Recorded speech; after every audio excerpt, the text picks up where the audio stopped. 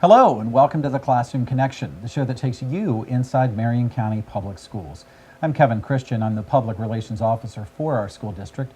On today's show, we take you along the roller coaster rides at one local middle school where math and science play major roles in the design. Then learn how robotics factor into local lesson plans thanks to Robofest. And then Mr. Mack retires. After years of service and leadership, we will talk with Mr. John McCollum himself. Up first, though, next year marks a big change for our school district, with art, music, PE, and library programs being fully restored. In other words, every school will have its own teacher for art, music, physical education, and library media services. Certainly no one knows more about this action than our Deputy Superintendent, Lisa Krysalka. She joins us now at this time to talk about this big move. Lisa, first of all, I would think this means we're hiring new teachers. Absolutely. We are looking forward to hiring teachers in these programs and in other programs in our district. How are we paying for these new positions? Well, the positions that you talked about, art, music, media, and physical education, will be funded through the referendum dollars. Okay. That was passed by voters last November. Correct. Okay. Anything else involved with that in terms of what else that would fund, or is it just for those positions? The referendum can also be used to support class size reduction numbers and as vocational programs as well. So could those be teaching positions as well? Absolutely. Obviously. Okay. All right. The news is good that we can restore these programs, but let's talk a little bit about it, how restoring may actually disrupt programs that are already in place. It seems kind of weird to say that, but talk to us about that. Well, a couple of years ago when we had a reduction in force due to the financial situation in the state of Florida, we reduced the number of art, music, media, and PE teachers in the district, and we took the teachers that were in those positions and we found them other positions that were available. Some of them have other certification areas and we were able to move them into an elementary classroom or allowed them to sign an out-of-field agreement in order to work on certification if they didn't hold another certification area.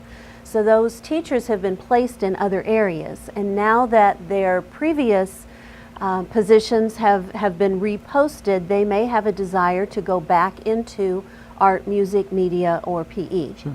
And if that happens, that will then create a domino effect or a snowball, if you will. Yeah. And as they leave the positions that they are currently holding, that will create vacancies in those positions that will then be posted for others to apply for. It's kind of a nice, pleasant position to be in as a district where you're able to free up those positions, yet offer new opportunities to new teachers as well. Oh, absolutely. It is so much better than trying to deal with a reduction in force scenario. Which is what you talked about just a minute ago. That's what got us here in the first place. Fortunately, voters, you were the ones who actually helped solve this situation, at least for the next 4 years. So that begs the next question is, what happens when that funding runs out?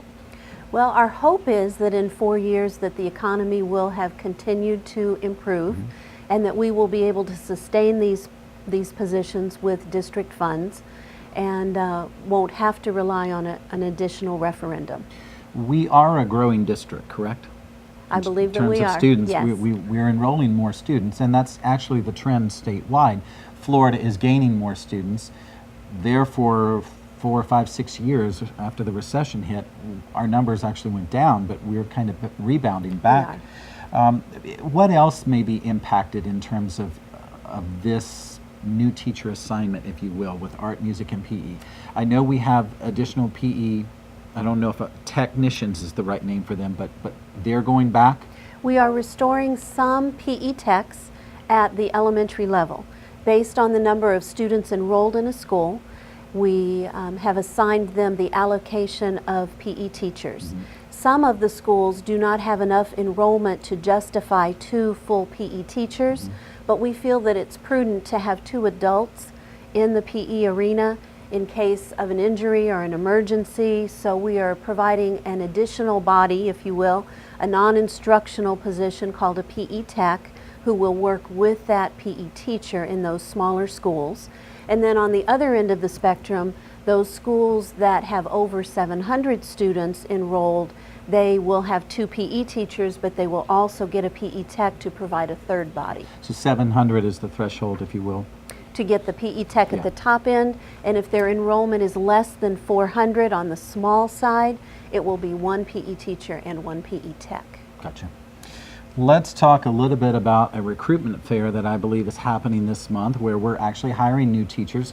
This is the first time in 7 years that I know of that we've actually been able to go out and recruit. Absolutely. We're very excited to be able to hold our own recruitment fair and to talk to eligible candidates about the opportunities in Marion County.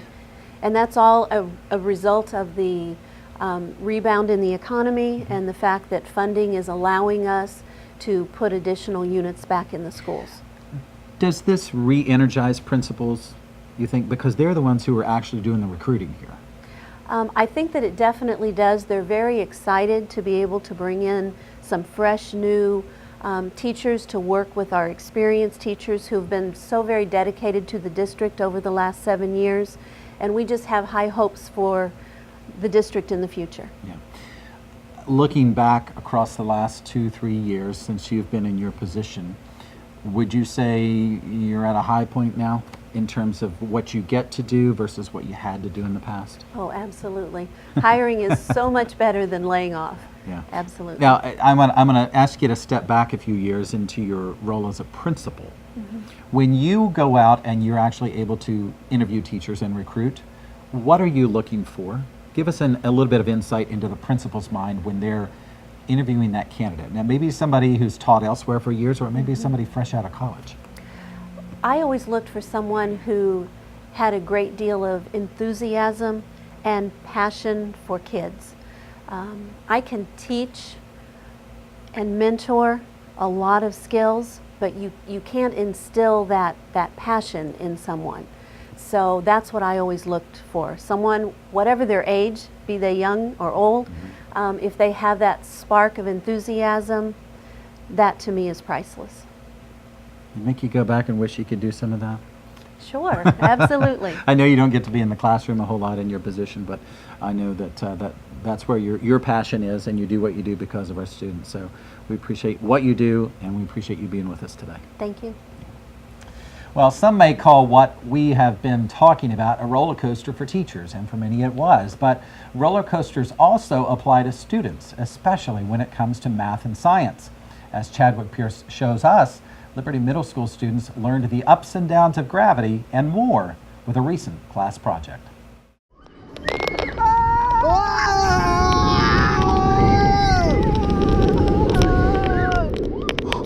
Oh my gosh. Roller coasters are built for speed and excitement. Whoa. But without science, these heart-pounding thrill rides would not be built at all. Some students at Liberty Middle are learning all about how science makes roller coasters a reality. This was an 8th grade science project that was based off of the force, motion, and energy unit. So they are roller coasters. Some are made out of foam, some are made out of PVC pipe, some of them are made out of Hot Wheels tracks.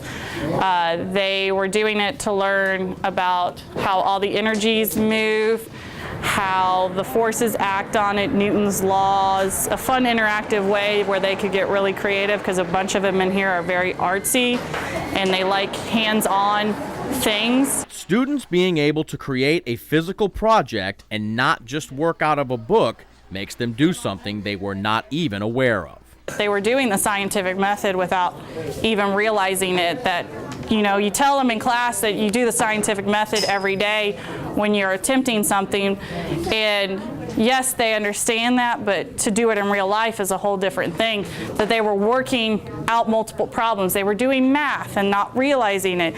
They were calculating all these things in their head and applying it, and they get these fantastic roller coasters out of it and think it's fun along the way, but they really gained a greater understanding of the material.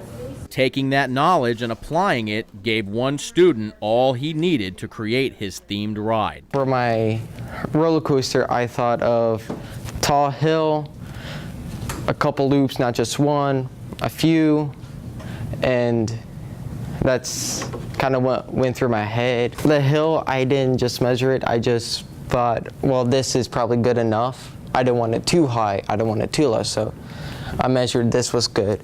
Then for here, it wouldn't work if it was out here or a bit too close. So I had to keep on adjusting this till it would run perfectly. Learning how to use the scientific method to create their projects is just the first step. The next step would be, what if your coaster was actually in real life? How would we get it up the track? How would your car stay on the track? Which is what some of the questions we're aiming at. How do roller coasters stay on the track? How do they keep riders from falling out? We were talking about gravity and how gravity incorporates on everything. So it's basically 3 units being mixed into one giant project that can travel with them for the rest of the year. And whenever they take a test, they do anything like that, they're going to remember this, and it's going to be easier for them to grasp a concept because they've actually done it. Upside down! Woo! Oh man, I love it! No doubt there are some future engineers and scientists in that group of students. Well, May is Student Media Festival month. For the last 13 years, we have showcased the best videos our student producers and video programs have to offer. This year, the 14th annual Marion County Student Media Festival airs live right here on the Marion Education Channel every Friday, Saturday, and Sunday starting May 8th. But the MEC is not the only place these videos can be seen. The Silver Springs International Film Festival has our students rubbing elbows and sharing the silver screen with film producers from around the world. Joe Hartley takes us there. When Greg Thompson first served as host of the Student Media Festival, it was an eye-opening experience for the stage and screen veteran. That first time I just was shocked to learn of the success of these kids on every level, on every grade level. Not only in completing and submitting their works, which is a big deal in and of itself, but also winning. Along with a few others, he started the Silver Springs International Film Festival, in part to help promote those student productions. Our mission is education, ultimately. So we were built to support our young media students. I mean, that's the point. In our first year, we were able to give $5,000 back, $2,000 as a classroom grant, $1,500 each for student scholarships for kids studying media arts. This year we did 50% more, so now we're at $7,500 this year. The film festival's support of student productions goes beyond financial, actually showcasing student work on the big screen. It seems like a natural thing to do, that we want the community to see it, but you know, I also want those kids to come in and see their work on their hometown movie theater screen. That's a cool experience. I give them a prime piece of real estate in the festival. So we're not hiding them somewhere. I put it at a time where they can come, and 7 to 9 on a film festival, that is prime real estate. I have filmmakers who beg for those slots. But it's important to me that it's at a time where people want to come to movies, and it's a time when students can make it to the movies, because I don't want them to not be able to make their own screening. We also highlight the best of Manhattan Film Institute, which is a student-driven organization as well. Then in addition to that, we've built a relationship with Florida State and with Full Sail and their film schools. So we're trying really hard to build all those relationships and to give them access that they haven't gotten before.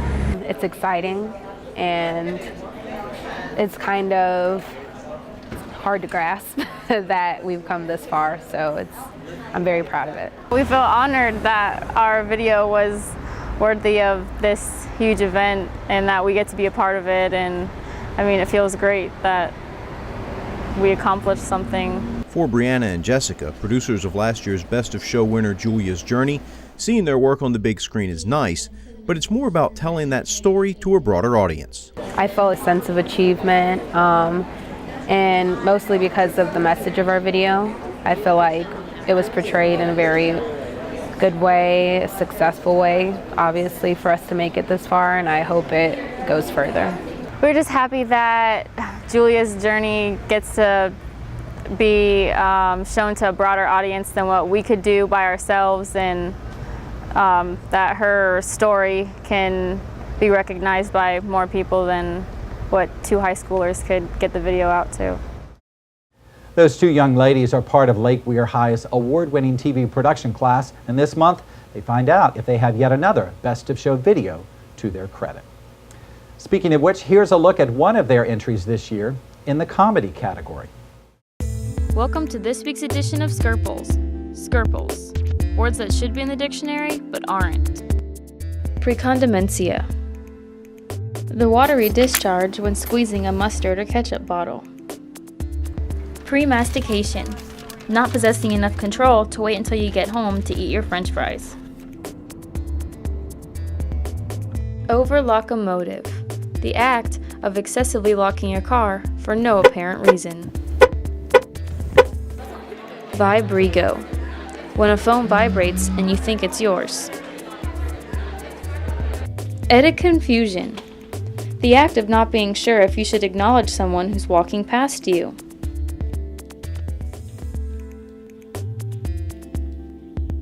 Dysdornia, the uncertainty of whether or not to hold the door open for someone who's an awkward distance away. Misfraternize, waving back at someone who wasn't waving at you. Cyclistaken, the moment you think there's an empty parking spot, but there's a motorcycle already parked there. That's it for this week's edition of Scurples. Tune in next week for Volume 14. This reminder, the Marion County Student Media Festival airs live on Friday, May 8th, and then every weekend throughout the month, right here on the Marion Education Channel. Well, speaking of movies, in the new Avengers film, a robot designed to protect humanity actually turns on its creators. Hopefully, the robots built for the second annual Robofest hosted by MTI recently do not go rogue and start launching tennis balls at middle school students. We definitely don't want to see that. Joel Hartley explains why. We're hosting this Robofest to try to get more middle schools and involved in what we do here at MTI. Our robotics program is hosting this. We're judging it. We actually have some kids demonstrating some of the bigger robots that we actually program, and we're letting the younger kids, the middle school kids, actually play with those. They're running the the Scorebot. They're running the drone a little bit. We let them use a little bit of just so they can get the experience of the bigger robots that we make. We're trying to generate a lot of interest in them moving on to either the technology program at MTI or the engineering program at Westport. We're constantly trying to recruit kids and let them know what we do here. Since we're a magnet school, we have to do everything we can to let them understand, robotics isn't just a game, it's actually something you can do to make a lot of money. Okay, that's enough background. Let the mechanical mayhem begin. Could mean trouble. Boom. And that's all she wrote. There are 3 challenges. One is Robo Sumo, where the robots are programmed to push a 2-liter bottle off of a table, which it has to find. Or, failing that, simply eliminate your competition by pushing it off the table. They're done. All right. There's the exhibition where it's more of a demonstration of your ability to program something different. And then there's the game, which is what we're doing, which is a test of programming and math skills. They actually try to program their robot to measure and to bowl and knock off some water bottles. The goal today is trying to knock all 4 water bottles down, but we're trying to figure out, there's this black square, and you have to figure out the length of that, and you have to show it on screen. Now that gives you extra points, and we've been working on that. Notice he said working on that, not doing that.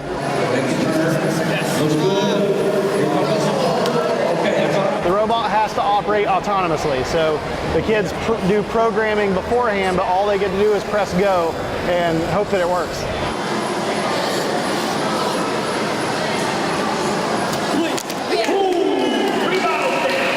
They get 30 minutes of practice time in this competition environment to make sure that work out all the bugs. This is a STEM-based project because they've got to know how to code that robot, they've got to know how to build it, they have to know how to use gear systems to make it actually work, they have to program sensors, they have to make it fit within a certain area. So they've got to know math, they've got to know science, you've got to know the technology that makes all that work, and then you get to apply it. And it doesn't always work the first time. In the first round, it malfunctioned because we thought the rectangle length of black is going to be shorter. So whenever we went through, it would sense that as the first black line, and then when it would come up to go to the second, it would shoot. We programmed it so it would go back, sense the first black line so it didn't shoot there, move up, then shoot. So it counted that rectangle as the first black line, which made us failed. I think we're going to do better next round. Well, everyone is. It's that trial and error, learning from and correcting your mistakes kind of education that sets robotics apart from most classes. It's a very hands-on curriculum. It's not a sit down with a textbook and read this chapter and answer a question. It's more of, here's a skill, here's a mission, I want you to use that skill to complete this mission. So it requires a lot of critical thinking and some things that kids don't typically get in core classes, where they're required to think outside of the box and use real-world skills, especially at the middle grades level. Say congratulations. With no feeder schools like traditional high schools, MTI creates specific academies to recruit students, and robotics is just one of those 7 academies. And now we've spoken of traditional, we know most schools have one principal at the helm. That's been the tradition. But not for John McCollum. For the last number of years, he has served as the top leader at both Osceola Middle and 8th Street Elementary. Why? Budget cuts. But he will not be serving dual roles much longer. Tom Louder explains why. Good morning, Osceola. Good morning, 8th Street. Good morning, sir. Good morning, Ms. Rainey. Good morning, sir. Being a principal of just one school can be daunting, but Mr. McCollum has a recipe for any principal that may be tasked with this overwhelming job, having, let's say, 2 schools. Dr. Skaggs shared that when you're in the principal's role, everybody wants to take the burden off of their shoulder and immediately place it on yours. And his advice was, don't let them transfer that weight. He said, turn that back around the person, have them become part of the solution, and engage them as to, okay, how would you resolve that? If you're in these shoes, or what's the best scenario for you?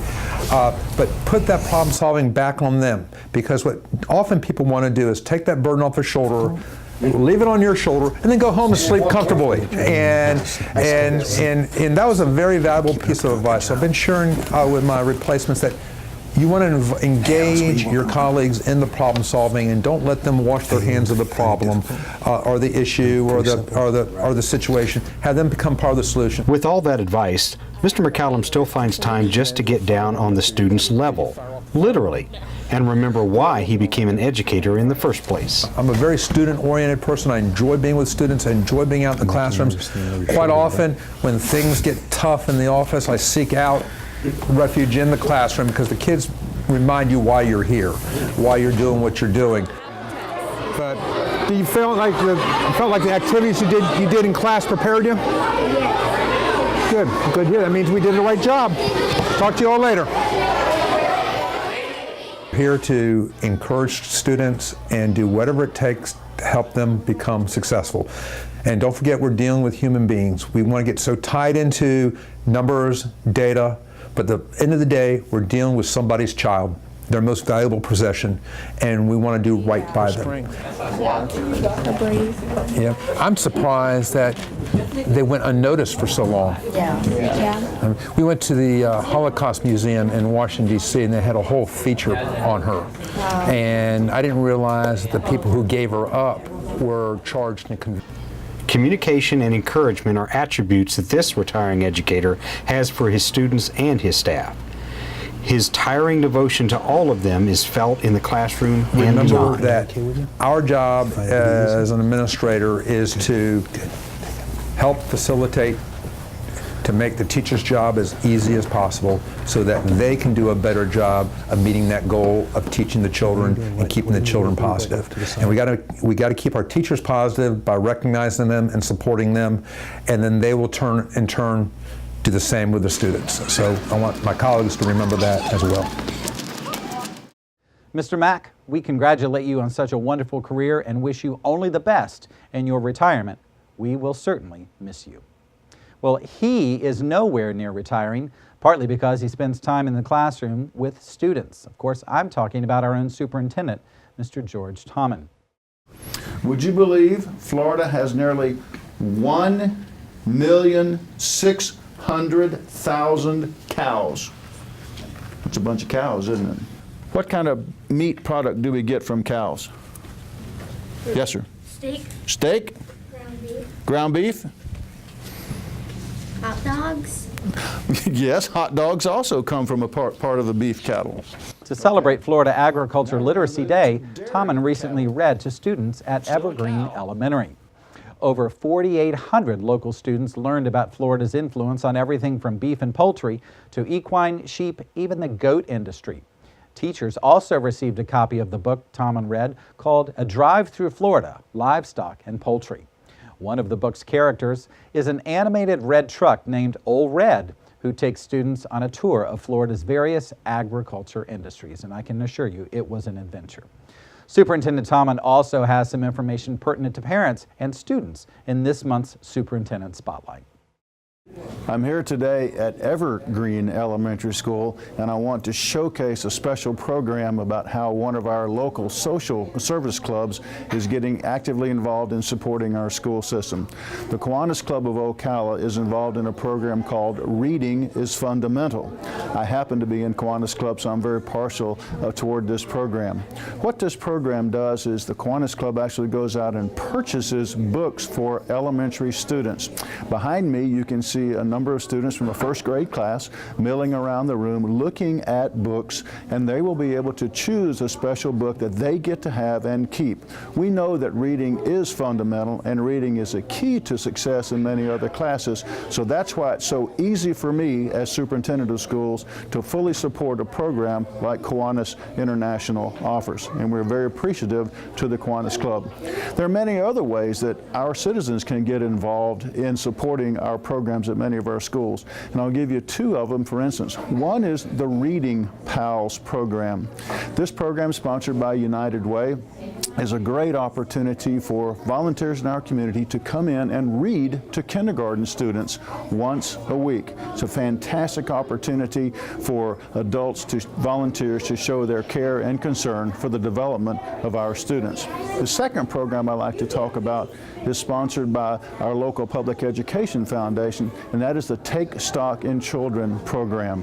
This program, an adult mentor is paired with a high school student, and the expectation is the adult mentor will meet with that high school student once a week for about 30 minutes as we counsel that student through their high school career.